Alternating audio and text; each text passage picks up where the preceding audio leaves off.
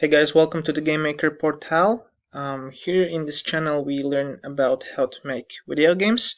In this specific episode, as we continue, I'd like to show you the way how to navigate the project window inside of Unity 3D.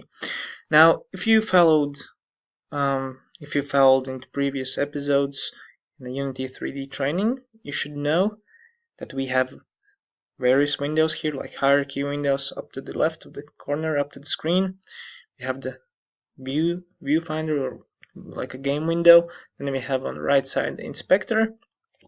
And most of the time in organization and searching, you're gonna see yourself navigating through the assets folder, which then has subfolders, as you can see.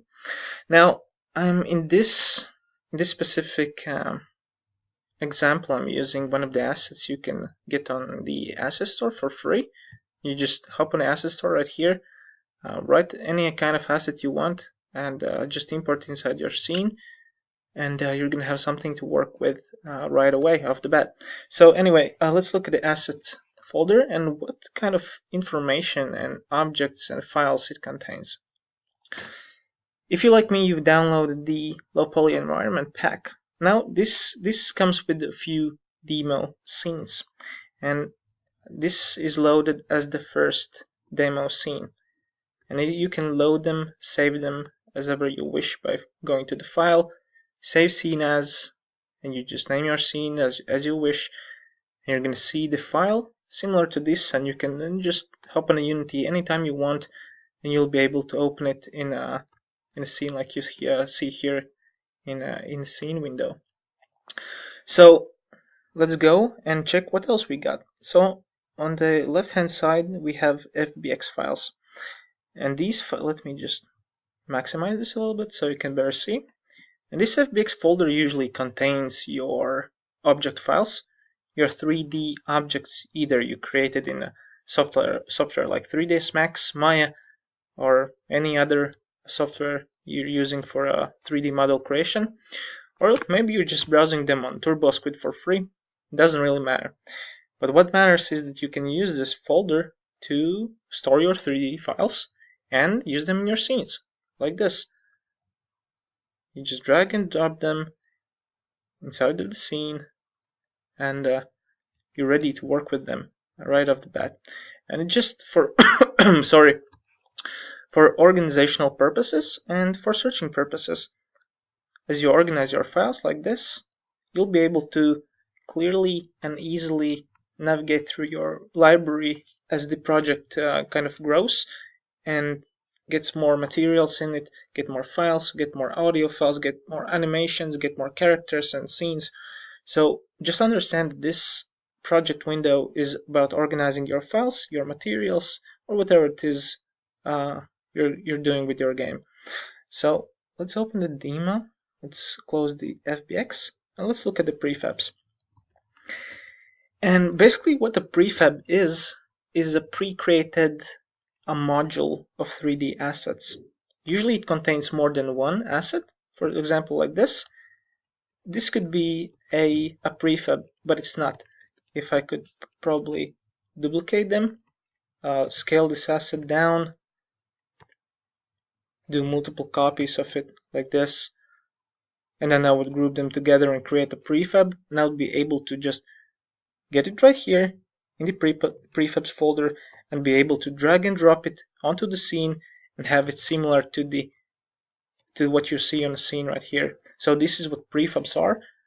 Try to name your try to name your folders as a prefabs, and only insert prefabs into the prefabs folder. It just makes life easier.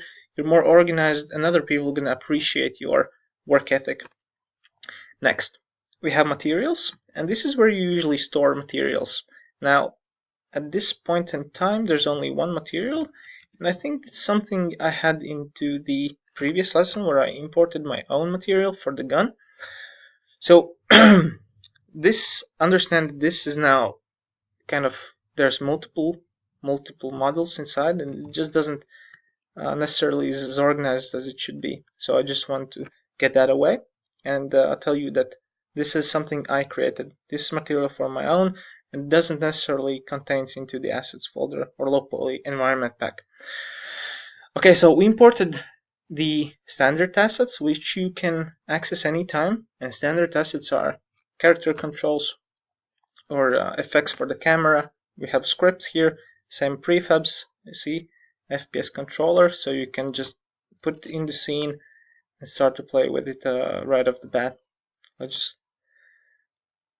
Now this is, I think, is animated camera. We can just delete it from here, go to the standard asset folder, characters, first person character, prefabs, and drag and drop it up to the environment so it doesn't go through. Click play and we should be able to play the game or the level or the environment with all the sound effects, with the jumping abilities, so you can just navigate through the environment itself. Okay, press escape to get out of the window and get back to the scene view. Next, obviously there's a load of scripts. Me personally, I'm not a script person. I don't know anything about scripts, but I know that if you're like me, then you can get scripts in the Asset Store for free, or you wish you can buy them on Asset Store for very cheap prices.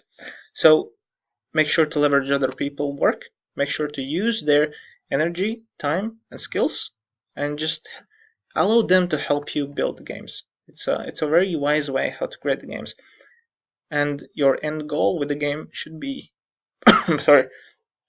your end goal with the game should be always make money and get people to play the game and not spend too much on artistic stuff, because it can take loads of times. And if you're just starting out, probably you're not gonna have loads of money to invest in the game.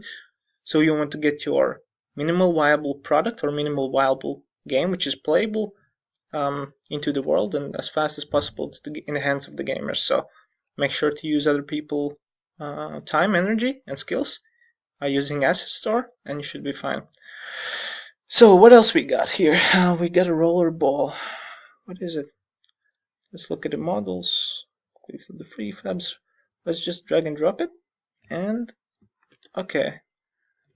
So it's a cool asset with this is obviously mid-poly asset, not necessarily optimized for games. If it's kind of a main character in the game, I think that the poly count should be just fine. But for my taste, this is a little bit too much, so I'm gonna delete it. And then we have the textures. And usually in textures folder, you gather and organize all of your textures. Either you have created them in the Photoshop or GIMP, or you just, again, get them from the Asset Store. This is where you usually store your textures. They're usually diffuse maps called. They could be normal maps, specular maps, bump maps, whatever it is, or displacement maps. Make sure to store them in textures folder for organization purposes, so you can later just find them out easily. So if you wish, you can just go ahead and explore the assets folder. You can jump on Asset Store, download various scene files, models, textures, anything that comes in the Asset Store, drag and drop into your scene and just explore, see what folders contain, what are your kind of options and availability, drag and drop them into the scene, look at the organization, look at how everything is laid out, look at the structure of the folders, and I think you're going to be good to go.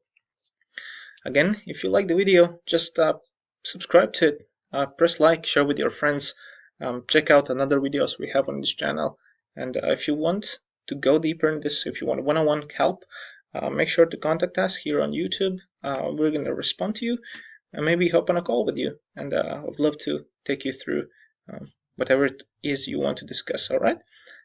Again, thank you so much, and I'm going to see you in the next episode. Cheers, guys.